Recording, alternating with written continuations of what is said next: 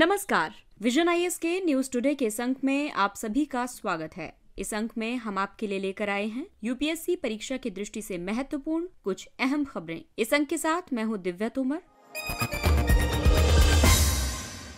आइए सबसे पहले बात करते हैं इस अंक की हेडलाइंस के बारे में। आदित्य L1 मिशन के लिए भारतीय अंतरिक्ष अनुसंधान संगठन इसरो को सोलर अल्ट्रावायलेट इमेजिंग टेलीस्कोप सौंप दिया गया। इस अंक में भारत में बाल तस्करी की भी होगी चर्चा। कानून और न्याय मंत्रालय ने मध्यस्थता और सुलह अधिनियम में सुधार के लिए विशेषज्ञ समिति का गठन किया। वर्ष 2023 में विप्रेषण प्रवाह में वृद्धि की दर कम होकर 0.2% होने की संभावना है। पिछले 9 वर्षों में जन औषधि केंद्रों पर जेनरिक दवाओं की बिक्री में 170 गुना से ज्यादा की वृद्धि हुई है। भारतीय प्रतिभूति और विनिमय बोर्ड ने ऑनलाइन बॉन्ड प्लेटफॉर्म प्रोवाइडर्स द्वारा उत्पादों की पेशकश पर दिशा निर्देश जारी किए। और आइए अब खबरों पर विस्तार से चर्चा करते हैं।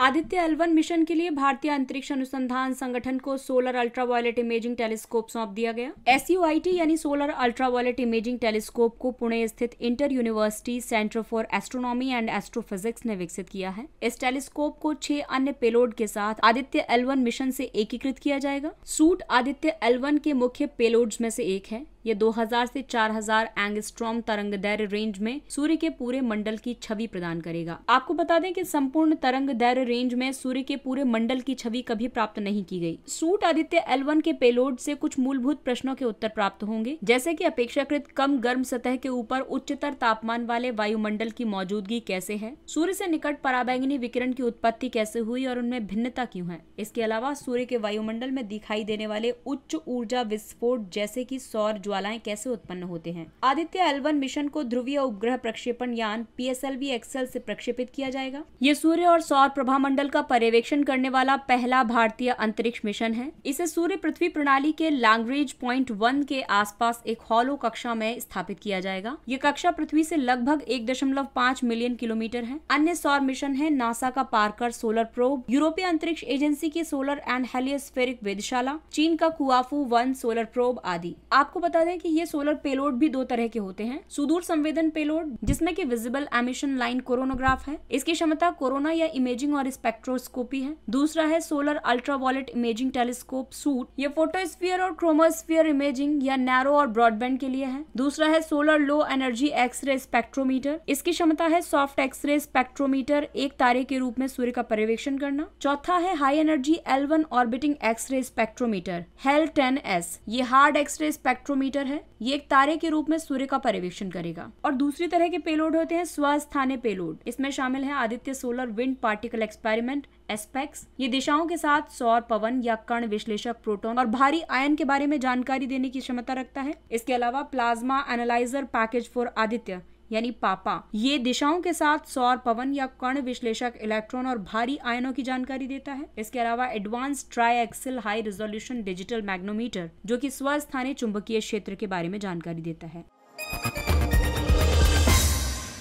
अब बात करते हैं भारत में बाल तस्करी की यानी चाइल्ड ट्रैफिकिंग की। संयुक्त राष्ट्र विश्व बाल श्रम निषेध दिवस 12 जून 2023 को मनाया गया। इस वर्ष इस दिवस की थीम थी सभी के लिए सामाजिक न्याय, बाल श्रम की समाप्ति। एक अनुमान के मुताबिक विश्व में 16 करोड़ बच्चे जीवन यापन के लिए श्रम करते हैं। इसका मतलब है कि लगभग हर 10 में से एक बच्चा स्कूल जाने की बजाय कहीं न कहीं मजदूरी कर रहा होता है। बाल तस्करी कई रूपों में देखी जा सकती है, जैसे कि घरेलू श्रम, उद्योगों में जबरन बाल श्रम, भिक्षावृत्ति, मानव अंग व्यापार और वाणिज्यिक लैंगिक शोषण। राष्ट्रीय अपराध रिकॉर्ड ब्यूरो के मुताबिक भारत में 2021 में श्रम, भिक्षावृत्ति और लैंगिक शोषण के लिए हर दिन 8 बच्चों की तस्करी की गई थी। भारत में बाल तस्करी के लिए जिम्मेदार कई कारण हैं, जैसे कि गरीबी और भुखमरी, रोजगार की कमी, जाति और समुदाय आधारित भेदभाव, ग्रामीण क्षेत्रों में अनुचित व्यवहार तथा कोविड-19 महामारी, जलवायु परिवर्तन जैसे अन्य बाह्य कारण। भारत में तस्करी विरोधी और भी कई कानून हैं, जैसे कि अनैतिक व्यापार निवारण अधिनियम 1956। ये कानून अनैतिक व्यापार और देह व्यापार को रोकता है। इसके अलावा बंधुआ श्रम पद्धति उन्मूलन अधिनियम 1976। ये कानून कमजोर वर्ग के लोगों के साथ आर्थिक और शारीरिक शोषण को रोकने के लिए बंधुआ मजदूरी प्रणाली को समाप्त करता है। मानव अंग और उत्तक प्रत्यारोपण अधिनियम 1994 के तहत मानव अंगों के वाणिज्यिक उपयोग को दंडनीय अपराध बनाया गया है। इसके अलावा लैंगिक अपराधों से बालकों का संरक्षण अधिनियम 2012 यानी पॉक्सो अधिनियम 2012 लैंगिक अपराध, लैंगिक उत्पीड़न और पोर्नोग्राफी जैसे अपराधों से बच्चों को संरक्षण प्रदान करता है। अगला टॉपिक है कानून और न्याय मंत्रालय ने मध्यस्थता और सुलह अधिनियम में सुधार के लिए विशेषज्ञ समिति का गठन किया। ये पेपर 2 का टॉपिक है। भारत को अंतर्राष्ट्रीय मध्यस्थता का केंद्र बनाने के तेज प्रयासों के बीच कानून विभाग के पूर्व सचिव टी.के. विश्वनाथन के नेतृत्व में एक विशेषज्ञ समिति का गठन किया गया है। ये मेंस के लिहाज से नया अपडेट है और कई बार ऐसा पूछा गया है, तो इसलिए आप इसको जरूर नोट कीजिएगा। ये समिति अदालतों पर न्यायिक बोझ को कम करने के लिए मध्यस्थता और सुलह अधिनियम 1996 में सुधारों की सिफारिश करेगी। ये समिति एक आदर्श मध्यस्थता प्रणाली की रूपरेखा की सिफारिश करेगी। ये प्रणाली कुशल, प्रभावी और वहनीय होने के साथ साथ उपयोगकर्ताओं की आवश्यकताओं की पूर्ति भी करेगी। मध्यस्थता और सुलह अधिनियम 1996 कानून में घरेलू मध्यस्थता, अंतर्राष्ट्रीय वाणिज्यिक मध्यस्थता, विदेशी मध्यस्थता, पंचाट और सुलह से जुड़े नियमों को शामिल करने का प्रयास किया गया। ये कानून संयुक्त राष्ट्र अंतर्राष्ट्रीय व्यापार कानून आयोग UNCITRAL के अंतर्राष्ट्रीय वाणिज्यिक मध्यस्थता पर मॉडल कानून 1985 और सुलह पर UNCITRAL नियम 1980 से प्राधिकार प्राप्त करता है। इसे वर्ष 2015, 19 और 21 में संशोधित किया गया। वर्ष 2021 में किए गए संशोधन में इसमें 2 नए प्रावधान जोड़े गए थे, जिसमें यह शामिल था कि यदि न्यायालय संतुष्ट हो जाता है कि किसी मध्यस्थता समझौते में धोखाधड़ी या भ्रष्टाचार शामिल है, तो वो मध्यस्थता के निर्णय पर रोक लगा सकता है। मध्यस्थता के निर्णय को खारिज करने संबंधी याचिका के लंबित रहने के दौरान भी इस पर रोक लगाई जा सकती है। इसके अलावा मध्यस्थता के प्रत्यायन यानी एक्रेडिटेशन के लिए पात्रता, अनुभव और मानदंडों का निर्धारण भारतीय मध्यस्थता परिषद के विनियमों के तहत किया जाएगा। आपको बता दें कि वैकल्पिक विवाद समाधान यानी ADR के 5 प्रकार हैं, जिसमें शामिल है समझौता वार्ता यानी कि नेगोशिएशन। ये पारंपरिक रूप से संबंधित पक्षकारों और उनके वकील के बीच प्रत्यक्ष आधार पर संपन्न होता है। इसमें तटस्थ तृतीय पक्ष शामिल नहीं होता है। दूसरा है मध्यस्थता। ये एक बहुत ही लचीली प्रक्रिया है। इसे विवाद के दौरान किसी भी समय प्रभावी ढंग से इस्तेमाल किया जा सकता है। तीसरा है सहयोगात्मक कानून यानी कोलैबोरेटिव लॉ। इसके तहत दोनों पक्षकारों का प्रतिनिधित्व एक सहयोगी वकील द्वारा किया जाता है और दोनों पक्षकार मुकदमा नहीं करने के लिए सहमत होते हैं। चौथा है मध्यस्थता यानी आर्बिट्रेशन। इसके तहत साक्षी की प्रस्तुति के बाद एक तटस्थ मध्यस्थ द्वारा निर्णय दिया जाता है, जिसे पंचाट भी कहा जाता है। और पांचवा है कंसिलिएशन यानी सुलह। इसके तहत एक तटस्थ तृतीय पक्ष द्वारा संबंधित पक्षकारों से प्राप्त सूचना के आधार पर बातचीत करके समाधान के विकल्प प्रदान किए जाते हैं। और आइए अब बात करते हैं रेमिटेंसेस के बारे में। वर्ष 2023 में विप्रेषण यानी रेमिटेंसेस प्रवाह में वृद्धि की दर कम होकर 0.2% होने की संभावना है। विश्व बैंक ने अपनी नवीनतम migration and development brief report में दुनिया भर में विप्रेषण प्रवाह में आने वाली मंदी को रेखांकित किया है। इस रिपोर्ट के निष्कर्षों के मुताबिक वर्ष 2022 में भारत में विप्रेषण प्रवाह 24% से ज्यादा बढ़कर $111 अरब के रिकॉर्ड उच्च स्तर तक पहुँच गया था। वर्ष 2023 में इसमें केवल 0.2% की वृद्धि का है। भारत में लगभग 36% विप्रेषण प्रवाह संयुक्त राज्य अमेरिका, यूनाइटेड किंगडम और सिंगापुर से प्राप्त होता है। वर्ष 2023 में निम्न और मध्यम आय वाले देशों में विप्रेषण प्रवाह में केवल 1.4% की वृद्धि होने का अनुमान है। वर्ष 2022 में 8% की वृद्धि हुई थी। दक्षिण एशिया में विप्रेषण वृद्धि दर सबसे कम रह सकती है। इसका कारण संयुक्त राज्य अमेरिका और यूरोप में अत्यधिक कुशल IT कर्मियों की मांग में कमी के साथ साथ वर्ष 2022 में उच्च आधार है। विप्रेषण का अर्थ प्रवासी श्रमिकों द्वारा अपने मूल देश में धन का हस्तांतरण है। आमतौर पर प्रवासी श्रमिक अपने गृह देशों में रहने वाले अपने परिवार को धन भेजते हैं। विप्रेषण का महत्व इसलिए भी है क्योंकि ये LMICs के लिए घरेलू आय का एक महत्वपूर्ण स्रोत है। इससे गरीबी को कम करने में मदद मिलती है, पोषण संबंधी परिणामों में सुधार करने में और जन्म के समय शिशुओं के वजन में वृद्धि करने में मदद मिलती है। इसके अलावा स्कूलों में उच्च नामांकन दर प्राप्त करने में मदद मिलती है। विप्रेषण का प्रभाव ये है कि ये किसी देश के लिए विदेशी मुद्रा प्राप्त करने का महत्वपूर्ण स्रोत है। साथ ही ये स्थानीय मुद्रा के मूल्य को मजबूत करने में मदद भी करता है। विप्रेषण भारत के सकल घरेलू उत्पाद में लगभग 3% का योगदान करता है। ये वस्तुओं और सेवाओं के लिए उपभोक्ताओं की मांग में वृद्धि करता है।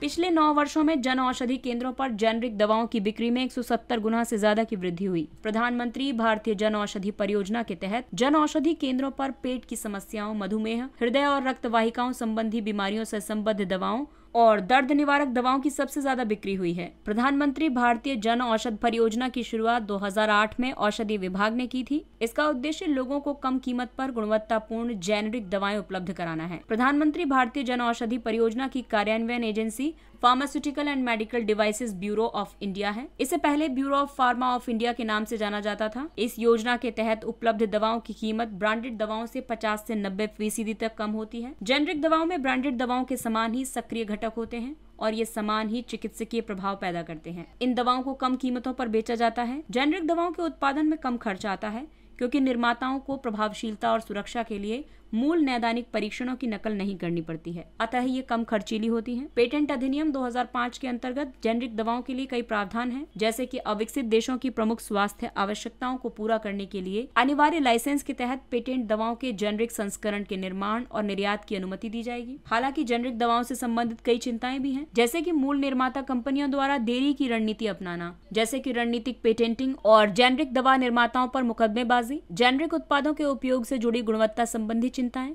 इसके अलावा ब्रांडेड दवाओं को बढ़ाने के लिए डॉक्टरों और फार्मा कंपनियों के बीच सांठगांठ। भारतीय प्रतिभूति और विनिमय बोर्ड ने ऑनलाइन बॉन्ड प्लेटफॉर्म प्रोवाइडर्स द्वारा उत्पादों की पेशकश पर दिशा निर्देश जारी किए। सेबी ने ऑनलाइन बॉन्ड प्लेटफॉर्म प्रोवाइडर्स को उनके प्लेटफॉर्म पर सूचीबद्ध ऋण प्रतिभूतियों के अलावा अन्य उत्पादों की पेशकश करने से प्रतिबंधित कर दिया है। सेबी ने उन्हें सरकारी प्रतिभूतियों, ट्रेजरी बिल, सूचीबद्ध सोवेरेन गोल्ड बॉन्ड जैसी प्रतिभूतियों की पेशकश करने की अनुमति दी है। ऑनलाइन बॉन्ड प्लेटफॉर्म प्रोवाइडर्स को स्टॉक एक्सचेंज के डेट सेगमेंट में स्टॉक ब्रोकर्स के रूप में स्वयं को पंजीकृत कराना होगा। ओबीपीपीज की होल्डिंग कंपनी, सहायक कंपनी या सहयोगी कंपनी न तो ब्रांड नेम का उपयोग करेगी और न ही अविनियमित उत्पादों की पेशकश करेगी। सेबी ने ऑनलाइन बॉन्ड प्लेटफॉर्म को एक मान्यता प्राप्त स्टॉक एक्सचेंज से भिन्न एक इलेक्ट्रॉनिक सिस्टम के रूप में परिभाषित किया है। इस सिस्टम पर ऋण प्रतिभूतियों को प्रस्तुत और उनका लेन देन किया जाता है। उदाहरण के लिए बॉन्ड इंडिया, गोल्डन पाए आदि। एक व्यक्ति जो इस तरह का प्लेटफॉर्म उपलब्ध कराता है या संचालित करता है उसे ऑनलाइन बॉन्ड प्लेटफॉर्म प्रोवाइडर्स कहा जाता है। बॉन्ड एक ऋण लिखत है जो दीर्घावधि के लिए ऋण उपलब्ध कराता है। बॉन्ड के अंतर्गत निवेशक आमतौर पर एक कॉर्पोरेट या सरकार को धन उधार देता है। इसमें कॉर्पोरेट या सरकार एक निर्धारित अवधि के लिए परिवर्तनशील या निश्चित ब्याज दर पर धन उधार लेते हैं। बॉन्ड का उपयोग कंपनियों, नगरपालिकाओं, राज्यों और संप्रभु सरकारों द्वारा धन जुटाने के लिए किया जाता है। बॉन्ड के 3 प्रकार हैं। फिक्स्ड रेट बॉन्ड, इस बॉन्ड की संपूर्ण अवधि के दौरान ब्याज दर स्थिर रहती है। फ्लोटिंग रेट बॉन्ड, इसके तहत वर्तमान बाजार संदर्भ दर के अनुसार इन बॉन्ड्स में ब्याज दर में अनियमितता रहती है। इसके अलावा तीसरा है जीरो कूपन बॉन्ड, ये निवेशकों और जारीकर्ताओं को कोई नियमित ब्याज नहीं देता है। बॉन्ड धारकों को केवल मूल राशि का भुगतान किया जाता है। और आइए अब बात करते हैं कुछ अन्य महत्वपूर्ण सुर्खियों की। दुग्ध संकलन साथी मोबाइल ऐप। भारी उद्योग मंत्रालय ने दुग्ध संकलन साथी मोबाइल ऐप लॉन्च किया है। इस ऐप का उद्देश्य है दूध की गुणवत्ता में सुधार करना, हितधारकों के बीच पारदर्शिता को बढ़ावा देना और दुग्ध सहकारी समितियों सहित जमीनी और ग्राम स्तर पर परिचालन को सुव्यवस्थित करना। ये प्रक्रिया को डिजिटाइज करने और दुग्ध उत्पादकों को प्रत्यक्ष लाभ अंतरण की सुविधा प्रदान करने की सरकार की प्रतिबद्धता को साकार करने में मदद करेगा। अगला टॉपिक है दिवाला और शोधन अक्षमता संहिता (IBC). केंद्र सरकार ने तेल क्षेत्र में संलग्न कुछ कंपनियों की संपत्तियों, परिसंपत्तियों और रॉयल्टी को रिकवर करने और लीज को निरस्त करने का निर्णय लिया है। IBC की धारा 14(1) के तहत अब तक उपलब्ध अधिस्थगन सुरक्षा तेल क्षेत्र विनियमन और विकास अधिनियम 1948 के तहत समझौते वाली कुछ कंपनियों के लिए ये लागू नहीं होगी। IBC 2016 की धारा 14 उस स्थिति में लागू होती है जब किसी कॉर्पोरेट देनदार के खिलाफ संहिता के तहत दिवाला समाधान प्रक्रिया शुरू करने के लिए आवेदन को स्वीकार कर लिया जाता है। IBC 2016 दिवालियापन के समाधान के लिए एक समयबद्ध प्रक्रिया प्रदान करती है। IBC के तहत भारतीय दिवाला और शोधन अक्षमता बोर्ड की स्थापना की गई है। इसे दिवाला और शोधन अक्षमता के लिए एक विनियामक निकाय के रूप में स्थापित किया गया है। अगला टॉपिक है खाद्य और कृषि संगठन। FAO ने फूड आउटलुक रिपोर्ट जारी की है। इसमें दुनिया के प्रमुख मूलभूत खाद्य पदार्थों के उत्पादन, व्यापार, उपयोग और भंडार के स्तरों के पूर्वानुमान पर चर्चा की गई है। ये एक छमाही रिपोर्ट है। इसका मुख्यालय रोम, इटली में है। FAO को 1945 में स्थापित किया गया था। ये संयुक्त राष्ट्र की एक विशेष एजेंसी है। ये भुखमरी को समाप्त करने के लिए अंतर्राष्ट्रीय प्रयासों का नेतृत्व करती है। FAO का लक्ष्य है भुखमरी, खाद्य असुरक्षा और कुपोषण का उन्मूलन करना, निर्धनता का उन्मूलन करना, सभी के लिए आर्थिक और सामाजिक प्रगति को बढ़ावा देना तथा भूमि, जलवायु और आनुवंशिक संसाधनों सहित प्राकृतिक संसाधनों का सतत प्रबंधन और उपयोग सुनिश्चित करना। FAO के 194 सदस्य देश हैं और यूरोपीय संघ इसका सदस्य है। भारत सरकार संयुक्त राष्ट्र सतत विकास सहयोग ढांचा गवर्नमेंट ऑफ इंडिया UNSDCF 2023 से 27। नीति आयोग और संयुक्त राष्ट्र ने गवर्नमेंट ऑफ इंडिया UNSDCF 2023 से 27 पर हस्ताक्षर किए हैं। गवर्नमेंट ऑफ इंडिया UNSDCF 2023 से 27 2030 के एजेंडे से प्राप्त 4 रणनीतिक स्तंभों पर आधारित है। ये 4 स्तंभ हैं लोग, समृद्धि, गृह और भागीदारी। ये चारों स्तंभ परस्पर जुड़े हुए हैं। इन 4 स्तंभों के तहत ध्यान केंद्रित करने वाले 6 परिणामी क्षेत्र हैं: स्वास्थ्य और देखभाल, पोषण और खाद्य सुरक्षा, गुणवत्तापूर्ण शिक्षा, आर्थिक समृद्धि और गरिमापूर्ण कार्य, पर्यावरण, जलवायु, वॉश और लचीलापन तथा लोगों, समुदायों और संस्थाओं को सशक्त बनाना। गवर्नमेंट ऑफ इंडिया UNSDCF सतत विकास लक्ष्यों की प्राप्ति के लिए भारत के प्रति संयुक्त राष्ट्र विकास प्रणाली के सामूहिक प्रस्ताव को दर्शाता है। UNSDCF को देश स्तर पर संयुक्त राष्ट्र विकास प्रणाली के लिए प्रमुख योजना निर्माण और कार्यान्वयन साधन के रूप में नामित किया गया है। अरब सागर में चक्रवात।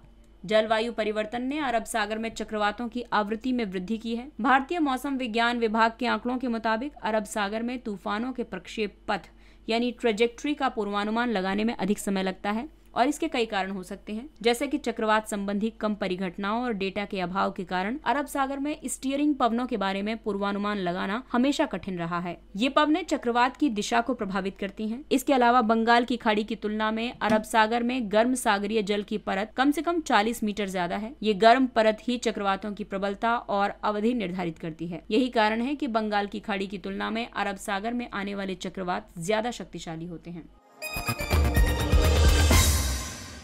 इंडियन स्किमर रिंचॉप्स अल्बिकोलिस। इंडियन स्किमर पक्षी धीमी गति से बहने वाली नदियों की रेत पर रहना पसंद करता है। ऐसी जगहों पर ये प्रजाति टैन पक्षियों के साथ मिलकर बड़ी कॉलोनियों का निर्माण करती है। ये पक्षी पश्चिमी और पूर्वी भारत के तटीय मुहानों में पाया जाता है। चंबल नदी इंडियन स्किमर्स के लिए एक महत्वपूर्ण नेस्टिंग स्थल है। IUCN में इसकी स्थिति एंडेंजर्ड की है। इसको प्रमुख संकट है पर्यावास के शरण, इसके समक्ष बाधाओं में अत्यधिक और व्यापक वृद्धि और कौवे जैसे पक्षियों द्वारा इनका शिकार। अगला टॉपिक है जेमिनिड उल्का बौछार, जेमिनिड मेटियोर शार। पार्कर सोलर प्रोब ने पृथ्वी पर जेमिनिड उल्का बौछार की रहस्यमयी उत्पत्ति का खुलासा किया है। उल्का बौछार की घटना तब होती है जब पृथ्वी किसी धूमकेतु के मार्ग से गुजरती है। ऐसी स्थिति में धूमकेतु के मलबे के टुकड़े पृथ्वी के वायुमंडल में प्रवेश करने के कारण प्रज्वलित हो जाते हैं। इसके कारण रात्रि में आकाश में प्रकाश की रेखा दिखाई देती है। जेमिनिड उल्काओं का निर्माण 3200 फेथॉन नामक एक लघु क्षुद्रग्रह से निकले चट्टानी मलबों के छोटे टुकड़ों से हुआ है। इस लघु क्षुद्रग्रह की खोज 1983 में हुई थी। फेथॉन छोटा क्षुद्रग्रह है। ये केवल 3 मील लंबा है। यह हर 1.4 साल में सूर्य के चारों ओर एक कक्षा में चक्कर लगाता है। इस क्रम में यह किसी अन्य ज्ञात क्षुद्रग्रह की तुलना में सूर्य के बहुत करीब पहुंच जाता है। मुदुमुल के मेनहीर। तेलंगाना का मुदुमुल गांव दक्षिण पूर्वी एशिया में मेनहीर के सबसे बड़े समूह का केंद्र है। मुदुमुल गांव के लोग इस स्थल के लिए यूनेस्को दर्जे की मांग कर रहे हैं। मेनहीर बड़े और सीधे खड़े पत्थर हैं। इन्हें प्रागैतिहासिक काल में सूर्य की चाल की गणना के लिए स्थापित किया गया था ताकि इनका इस्तेमाल घड़ी या कैलेंडर के रूप में किया जा सके। मेनहीर ने स्थानीय लोगों को मौसम को समझने और उसके अनुसार फसल उगाने में मदद की है। स्थानीय लोग उन्हें नीलुवु रल्लू कहते हैं। गाँव में ऐसे करीब 80 मेनहीर हैं। अगला टॉपिक है सुंदरगढ़ प्राकृतिक मेहराब।